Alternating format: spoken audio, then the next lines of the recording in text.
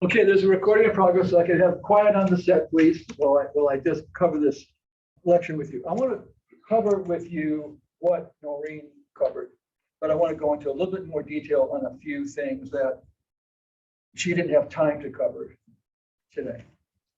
So in a moment, I'm going to walk you through the research process as well. That's so important to coming up with the ability to substantiate and support your recommendations for any campaign. But she mentioned the idea that there's nothing wrong with Google or Googling, and there isn't. You'll see in a moment. Google and Bing, for that matter, and Bing lately is starting to be seen as actually a little bit more effective than Google, because Bing is starting to rely more on artificial intelligence to identify source material. So Google and Bing are a great way to identify source material worth looking for in more detail and finding somewhere in a library or someplace else. They both have their place. The problem is if all you do is rely on Google and Bing and nothing else, you're not going to get the source material you need. Now, a few more other things she said. Gen Z. She talked a lot about Gen Z. Is Gen Z the target audience for this? Not No. The target audience is 18 to 24-year-olds. Now they make up about 50% of Gen Z, and they make up the most important part of Gen Z. And I say that because they're the part that is starting to spend their own money on products and services.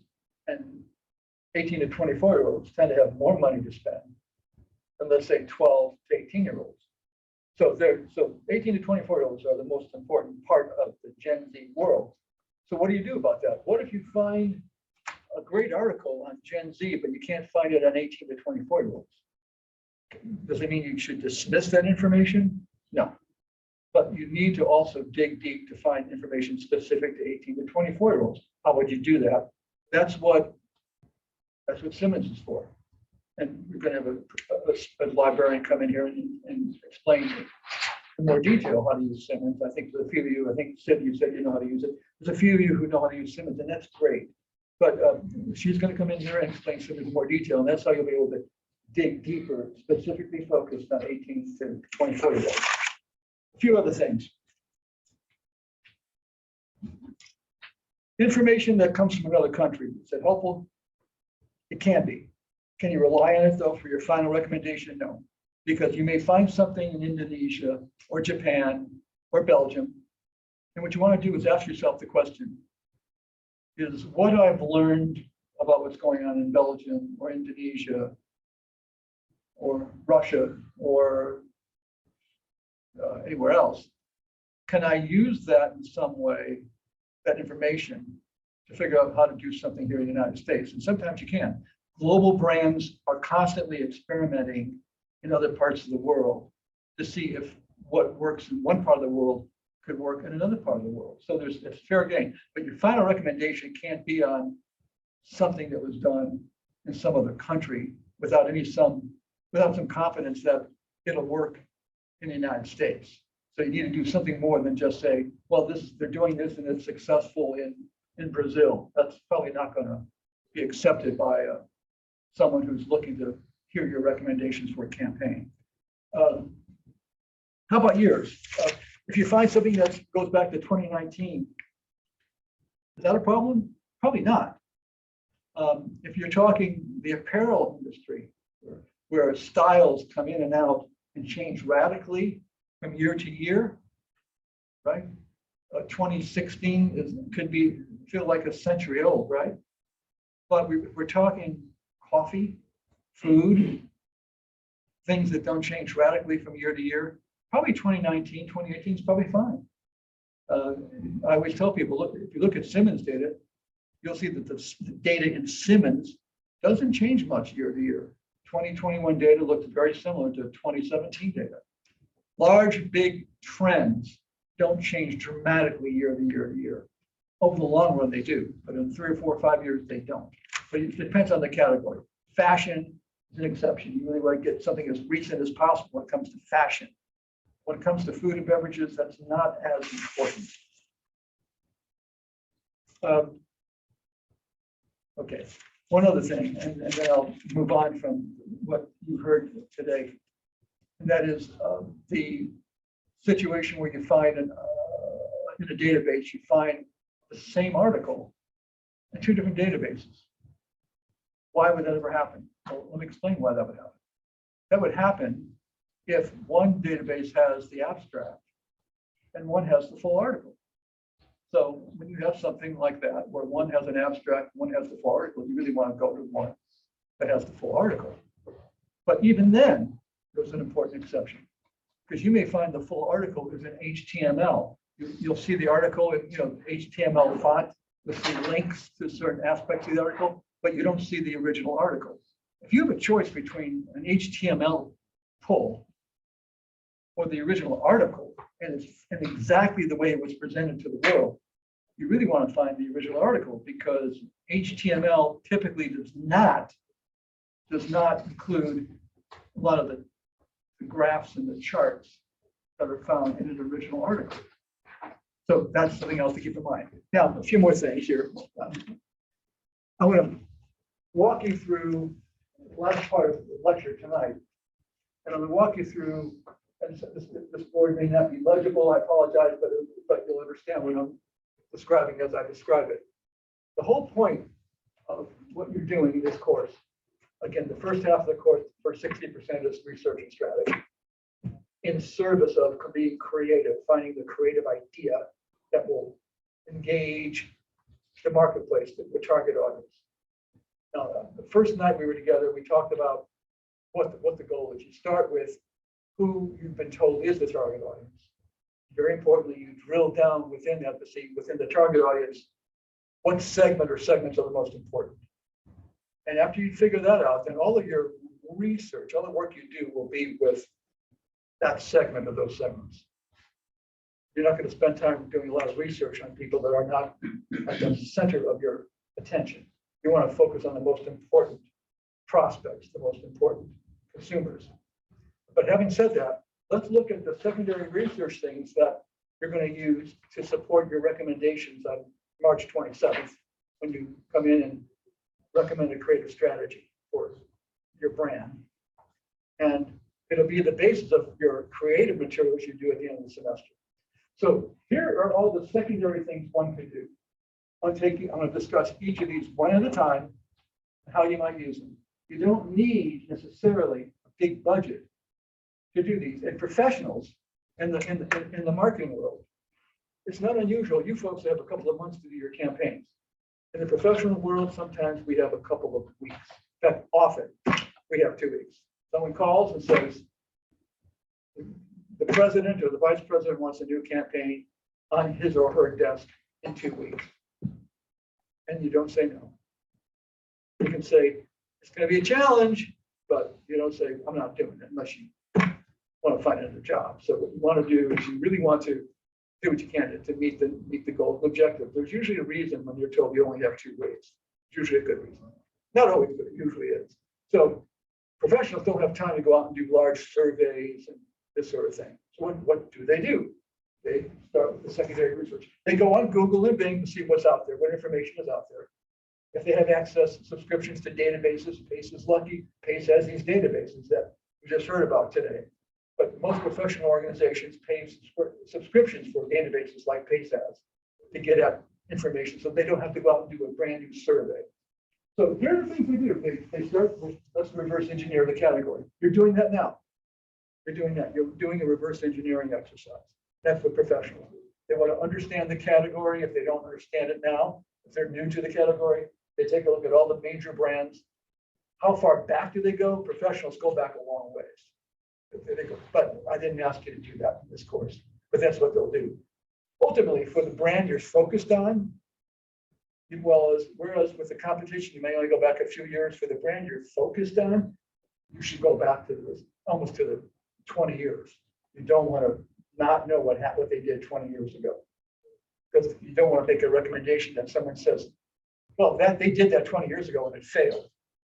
That's not a comfortable moment. Right? You want to make sure you've done your homework on that. So reverse it. Then you look at the trade publications. There are 2 kinds of trade publications. There are the kind of trade publications that cover the industry. In this case here, we're talking about the food and beverage industry.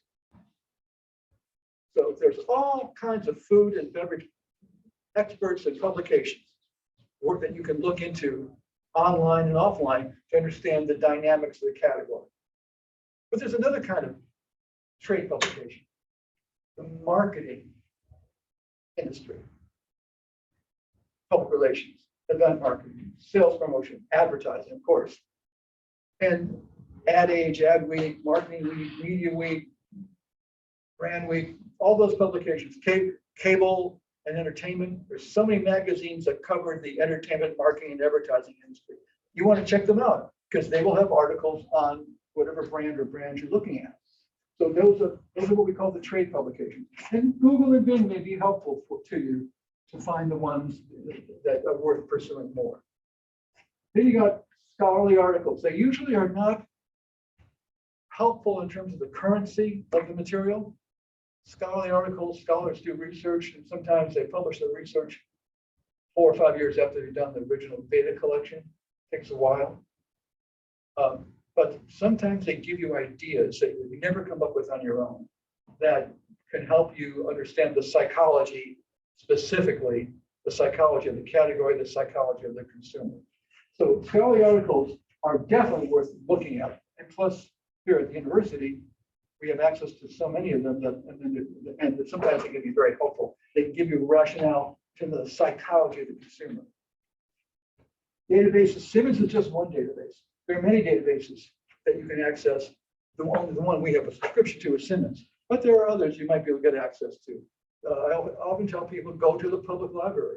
The public library has databases available. And by the way, the one here in New York, there's a business library around Midtown Manhattan. It's a fabulous library. And I can't begin to tell you how important it is to take advantage of that library for source information. Public library is important. Certainly every major county in the New York metropolitan area, almost every major county has a major business library. And that business library would be New Jersey and Long Island, Connecticut, usually has quite a bit of information that can be helpful to your work. Experts are very valuable. Where do you find them? When you're reading all these articles, you're going to see the names of people in these articles. And if you see the same name coming up over and over again, the first thing you should do when you see the name of an expert is then you go in and you Google that expert and you go into a database to find out, has that expert written anything on any topic that's worth looking at? And you learn all about that expert and what he or she believes should be done or not done in the area of that you're studying. In this case, we're looking at food and beverages, but it could be any category. Those experts could be great to rely on. When you're making a recommendation, you're saying, here's what we found, here's the insight, here's the message, and support for it can come from, here's what this expert said, here's what that expert said. That's fair substantiation for your recommendation. So don't dismiss the experts. And sometimes you can even call these experts. You can find out where they work, find out where they're able to be contacted, and contact them because sometimes, believe it or not, their phone numbers are listed and they actually answer their phones. And the quid pro quo, the trade-off, when I've done that in the past, is I will tell an expert, you don't know me, here's my contact information, we're doing this research. And we hope to have it done in 30 to 45 days. And when we're done, we'll share it with you, no strings attached. We just need a little help, a little guidance. When you offer an expert that kind of possibility, many times they'll say, fine, I'll give you 5 minutes of my time. What are your questions? Because the reason why an expert is they're trying to stay on top of a category or a subject matter.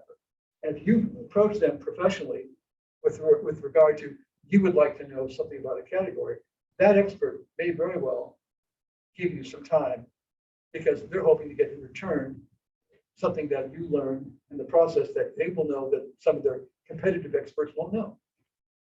Finally, you can look at dissertations and books. There's a lot of other source material that you might be able to find that can be very helpful in ultimately making your recommendation. Now, once you're done with all the secondary information, It's time to do primary information. Where now you got to go out. You've learned a lot about the category, but now you have more questions. Because the more you learn, generally, the more you learn, the more questions you're going to have. Because you're smarter now. You're more well versed in the topic. You'll have more questions. That's fine. How are you going to get those questions answered? If you've exhausted all the secondary sources, now it's time to do primary research. How much to do? Well, the more you do, the more you're going to learn. The more you're going to learn, the more you'll know, the more you'll be able to come up with solid recommendations. I'm not going to tell you how much to do, but I'm just going to tell you some of the things that the professionals do. And then I'll give you one example and pull up online a good example for you to see.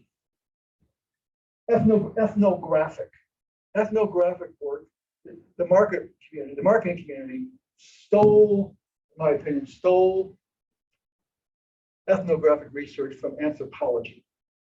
Anthropologists go in and they study a community. They study a culture. They study people in different parts of the world. And when they do that, when they study these people, they do so to understand their culture and how they interact with each other, this sort of thing. Well, in the marketing world, we do the same thing. And what we'll do is we'll recruit families or households if it's a consumer product, and we'll pay them money. We'll say, look, we're going to pay you so much money if you allow us to put a camera in your kitchen, not in your bedroom, not in someplace private, but in your kitchen. We want to see how you folks eat dinner every night. We would like to see how you prepare your food. We did this for Campbell Soup a number of years ago. We want to understand how you use soup. We don't tell them that's our interest, but that was our interest, right? So you study to see what they do. When do they have soup? What kind of soup do they prepare? Is it homemade soup, or is it in a can? Do they add something to it to make it something, give it a homemade feel? And you go through the tapes to see what can you learn that might help you develop your message strategy or maybe a new product. What can you learn for developing a new product? So ethnographic research it's basically what we call field observation. You're observing people. The other day, earlier today, I had someone say, well, we've observed that in the case of Starbucks, we noticed a lot of people frequenting Starbucks in the middle of the day are 12 and 14-year-olds. 12 and 14-year-olds go to Starbucks. I didn't know that because I don't usually go to Starbucks in the middle of the day. But you go to Starbucks, a lot of Starbucks in the middle of the day, it's 12, 14, 15-year-olds. They're going into Starbucks. I guess it's a rite of passage. And they go in with their friends. And they go in as a group. And they sit around and drink their coffee or their cold, because it's their cold beverage, right? So my point is, what you want to do is you want to do field research, observational research, study people in their either their usage behavior areas, where they consume the product or where they purchase it. Stand and watch what people do when they're in a grocery store and they're walking down the aisle and they pick if you're interested in the coffee category, what brand of coffee did they choose? What else do they choose? Without getting arrested for being invading their space. But this is what professionals do. Professionals will pay the grocery store chain money to basically observe what's going on in the grocery store. Okay, then we got two other kinds of research, qualitative and quantitative. Qualitative is usually one-on-one interviews where you spend half an hour with somebody, sometimes an hour, just talking about the category. You don't ask questions that prompt so much yes or no as you ask questions that generate an answer to your question as to why. So if someone says yes or no to a question, you always follow up with why is that? Tell me your reason for that. And you're trying to get in underneath the layer, the surface layer of why people do what they do. This is what, and we'll spend more time on that in the next class, but this is what consumer psychologists do. Consumer psychologists try to be able to understand why people buy what they buy, why they use what they use. Really powerful stuff. But they just don't do it to do it. They do it to understand how to sell more of whatever it is they've been hired to sell more of. So it's a very important part of the marketing landscape. Some of the smartest people in the marketing community become basically the equivalent of a consumer psychologist. They get paid very well, but their job is to come up with the answers to why do people do what they do. If you have an intellectually curious mind, if you're intellectually curious, it's a great field to be in. But they spend a lot of time interviewing people one-on-one or in small groups or large groups where they're talking about the topic. They're talking about the category. And as they're talking, you're listening for reasons why they say what they say, why they do what they do. So I'm going to pause here and tell you, I'll try to get you an example of a discussion guide, because back to the question asked a little earlier, on March 27th, I want to see your research. I would hope that you've done some of this. I want to see the results of your research. There's no time for me to spend time in class teaching you how to write a discussion guide, but I don't have to. Go online, put the words discussion guide in quotes, focus groups, or in-depth interviews. You'll see samples online of fabulously well done discussion guides. And take one of those discussion guides. Like if I were you, I would look at several of them and come up with my own discussion guide for what you want to do to understand how to sell more Starbucks products to 18 to 24-year-olds, which is the example for the category for the semester. Focus groups, the same thing. Look for the discussion guides. You'll see how professionals do these things. Now, this is all in service often of coming up with what we call brand personas. Let me tell you what a brand persona is. A brand persona is something where you say there are three kinds of people that consume this product. Yeah, we know you're going after 18 to 24-year-olds, but there are three kinds of 18 to 24-year-olds, and they're not the same. They're different from each other. Let me tell you who they are. Let me tell you what they're about. First, I want to describe Mary. Give her the name Mary. Let me tell you about Mary. Mary doesn't go to college. Mary works in an office, and she's hoping to eventually go to college in a few years. And right now, she's working in an office. She's an assistant to a vice president of a major company. And you give Mary's story. And you give, now there's another person, Jack. Let me tell you about Jack. Jack works in construction. And Jack does this, and that, and so on. And then there's Tom. Tom goes to college, and he's hoping to do this when he graduates college, or do that when he graduates college. You're giving the audience a sense of who are the people that are of greatest interest to you that you want to sell to. So the brand personas is the key word. Look that up. You'll see, if you put those two words into Google, you'll see samples of brand personas. It's a great way when you're coming in to talk about the target audience, which you're supposed to be doing on March 27th. It's a great way to convince who's ever going to have to assess your work that you've really gone deep and looked at the category. Now we've got quantitative research. And quantitative research is the final step. Usually, there's no time to do thousands of interviews. Professionals even don't do thousands of interviews when time is short or resources are limited. But you're always going to try to do 30, 60, 100 interviews. My recommendation to you is try to do 30 to 60 interviews when you're ready. But the interviews shouldn't be like 20 minutes or 40 minutes. You're doing interviews quantitatively, usually, to confirm that what you believe to be true from everything you've done prior to the qualitative work, the ethnographic work, even the secondary research. You're doing quantitative research to prove that where you're going with your ideas makes some sense. Question mark there, Matt? Yeah. Does the quantitative research and like interviews, could that be done through like surveys? Yeah, exactly. It's the only way to do it. And what I always tell students, if there's 5 people on a team, you all probably have some friends, family members, and some of you probably have what, 1,000 friends. Matt, you probably have 1,000 friends on Facebook, I have no doubt. So my point is, or close to 1,000. Yeah, we got 2,000. No, not Facebook, Instagram. Okay, of course I should have known better. Instagram. I'm sorry, but so you work your connections, whatever it might be, Instagram, Facebook, TikTok, Pinterest, whatever your community of interest might be. You work it, and that's not really the most objective way to do things.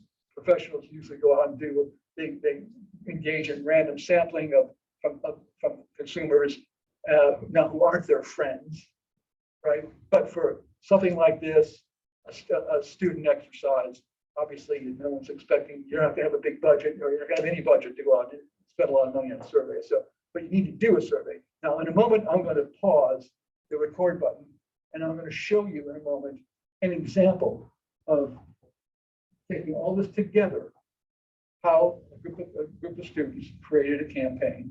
We'll talk about that in a moment. But before I do so, any questions? Okay, I'm going to stop the recording.